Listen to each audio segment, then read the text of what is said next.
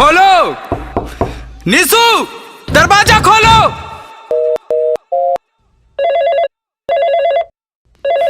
Phone भी नहीं उठा रही है। हाँ, ये जूता किसका है? हाँ? कौन था? बोलो कौन था? यार था, भतार था, कौन था? अरे ये आपको क्या हो गया है? आप कैसी बातें कर रहे हैं? ना यार था, प्यार था, बोलो कौन था? इतने देर से गेट खटखटा रहा था, नाम तेरा लेके चिल्ला रहा था, फोन पे भी तेरे कई रिंग किया पर तूने ना कोई जवाब दिया। कौन था?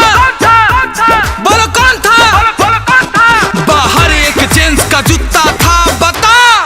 अरे बेडरूम में कौन कुत्ता था? कुत्ता? जूता? अरे कौन कुत्ता? अरे कौन जूता? झूठ मूठ का आप मुझ पे कर रहे हैं शक। सो रही थी मैं करके बेडरूम लॉक। सर में मेरी दर्द बड़ी जोर उठा था। माय गिरिया, बेडरूम में कोई नहीं घुसा था। कौन था? बोलो कौन था? यार था, भतार था, बोलो कौन था?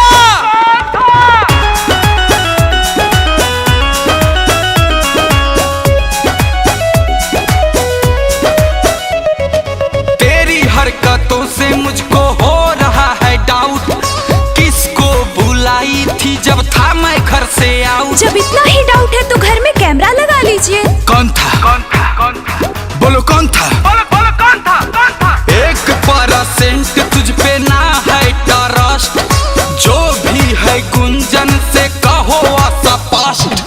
मायके से हूँ मैं बड़ी संस्कारी, कभी ना लगी हूँ मैं मर्यादा की दुआरी। बस करो, मैं जानता हूँ तुम कितनी संस्कारी हो। रुको तोहरा माई के फोन लगा तानी, अब पूछा तानी कितना संस्कार तेरे अरे ना जी, घर की बात घर में रह दी, हम बतावत आनी। कौन था? बोलो कौन था? यार था, प्यार था, कौन था? रोशन था?